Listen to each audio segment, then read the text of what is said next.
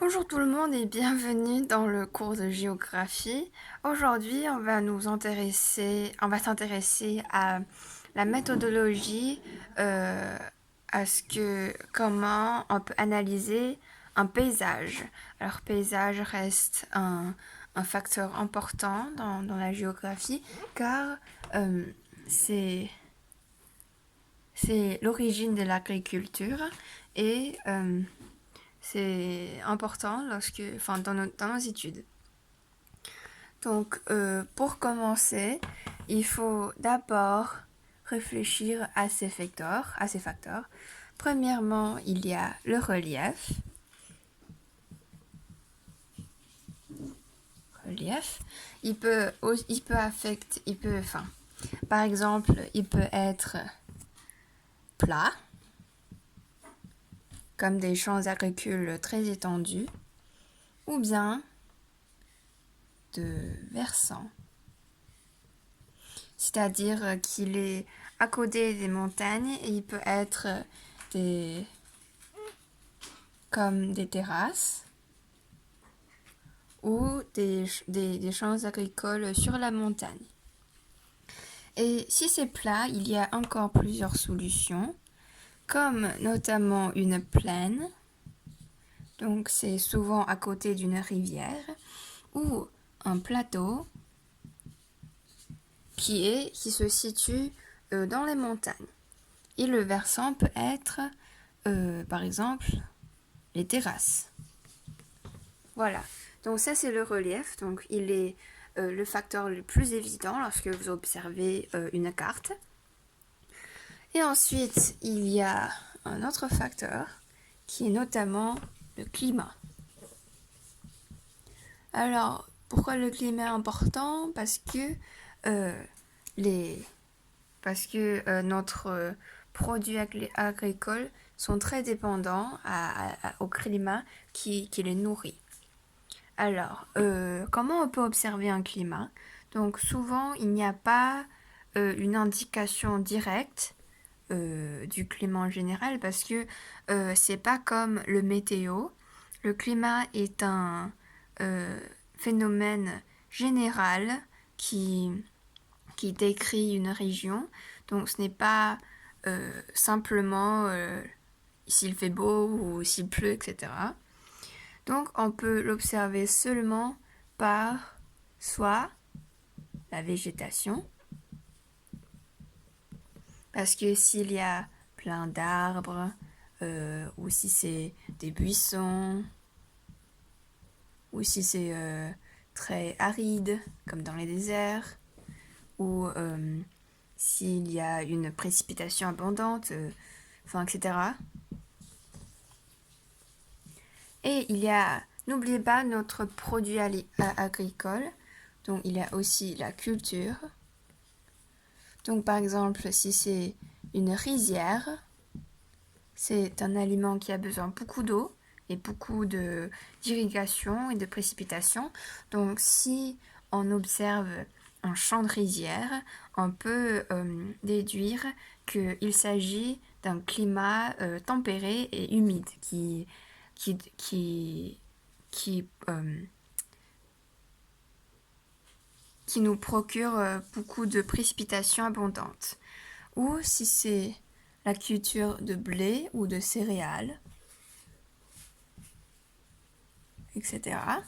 Donc, si c'est les deux derniers, il s'agit des climats plutôt secs et voilà, qui n'a pas besoin de beaucoup d'eau.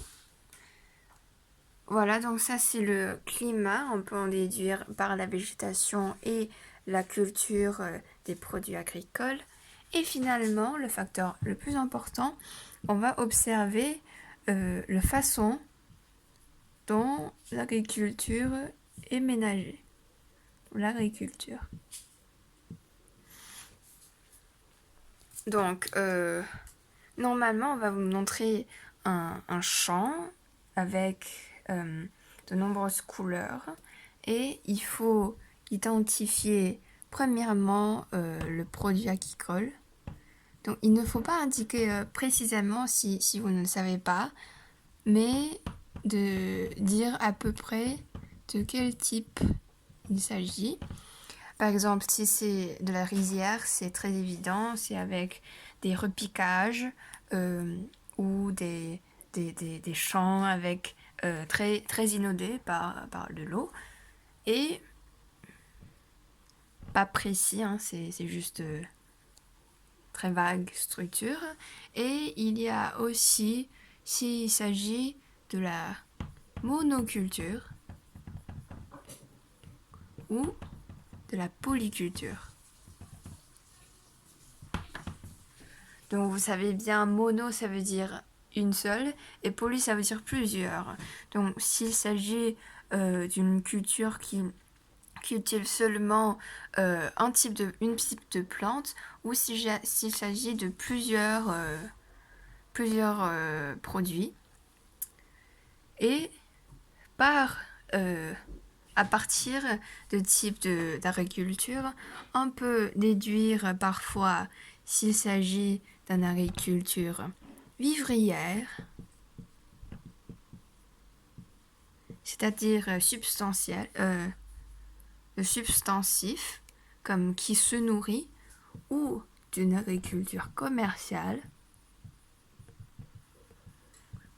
qui vend ses produits pour acheter des autres produits des autres régions. Et souvent, s'il s'agit de la monoculture, on l'associe avec l'agriculture commerciale parce que la population ne peut pas se nourrir seulement d'un aliment. Voilà. Et s'il s'agit de la polyculture, c'est souvent soit vivrière, soit commerciale. Donc il y a deux solutions. Et aussi, on peut observer la mécanisation. Alors, il faut que je fasse ça. Il s'agit de la mécanisation. Donc, si on peut observer une modernisation évidente. Donc, mécanisation. Et d'après la mécanisation, on peut déduire s'il s'agit d'une agriculture moderne ou traditionnelle.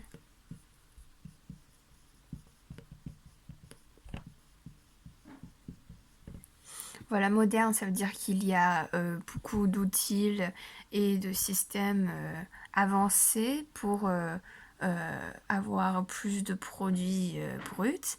Et traditionnel est souvent fait à la main. Donc il y a besoin de beaucoup de main-d'œuvre. Et après, on peut voir aussi s'il s'agit d'une agriculture sèche ou irriguée. Et le système d'irrigation est ici importante. Donc s'il s'agit par exemple des rizières, il y a notamment une agriculture irriguée parce que le riz est une plante qui a besoin beaucoup d'eau. Et je pense que c'est à peu près fini pour l'agriculture. Et maintenant on va passer à... Donc cette étape n'est pas obligatoire. Donc à la déduction de son localisation. Donc parfois il est possible de déduire où se situe le paysage avec quelques indications dans l'image. Donc par exemple on peut observer ces maisons. Donc, il est très important pour indiquer le niveau de richesse. Donc s'il s'agit d'un pays riche ou une région très modeste. Et ensuite, on peut observer les traits typiques. Donc par exemple, s'il s'agit des champs très étroits avec plein carré comme ça, il s'agit peut-être de l'Amérique du Sud parce que c'est toujours très carré avec plein de mécanisation et voilà, on peut voir dans le cas précis. Et puis on peut observer